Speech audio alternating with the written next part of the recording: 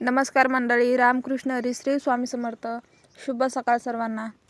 तर बघा, बिबीच्या झाडाला किती छानपैकी बिबे लागलेले होते आणि फुलं पण आता पिकायला सुरुवात झाली होती बरं का. कुणाकुणाला बिबीचे फुलं आवडते त्यांनी नक्की कमेंट करून सांगा. आणि बघा किती छानपैकी फुलं लागलेले होते झाडाला आणि वरतीच होते बरं का, जास्त पिकलेले खाली नव्हते.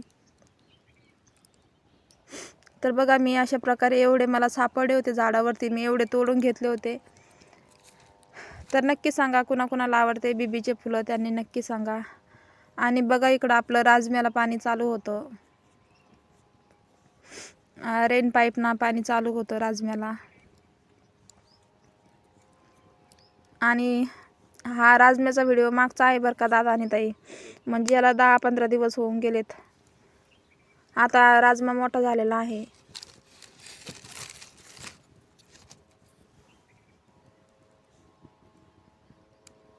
बघा किती छानपैकी पाणी चालू होतं रेन पाईपानी. आणि ते समोर झाड दिसते ना, तेच बिबीचे झाड आहे. समोरचे झाड दिसते ना, तेच बिबीचे झाड आहे. आणि त्याच झाडाचे मी बिबे तोडून घेतलेले आहे.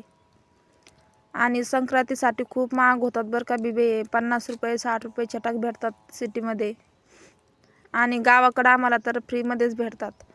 आणि इकडं बघा, आपल्या आंब्याच्या झाडाला किती मोहर लागलेला आहे.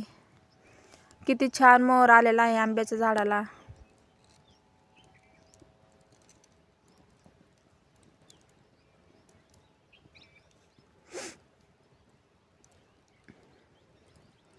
इकडं लसण लावलं होतं आणि लसण पण उगायला सुरुवात झाली होती थोडा थोडा.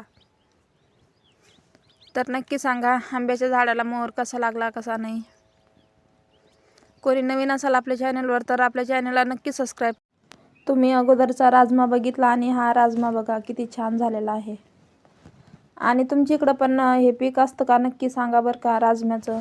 आणि आपला राजमा कसा आला आणि आंब्याच्या झाडाला मोहर कसा आला, परत लसण कसा आला आणि बिबीचे फुलं कसे आहेत नक्की सांगा सर्वांनी. आणि तुम्ही माझ्या व्हिडिओमध्ये काय काय बघितलं काय काय नाही ते पण मला नक्की सांगा.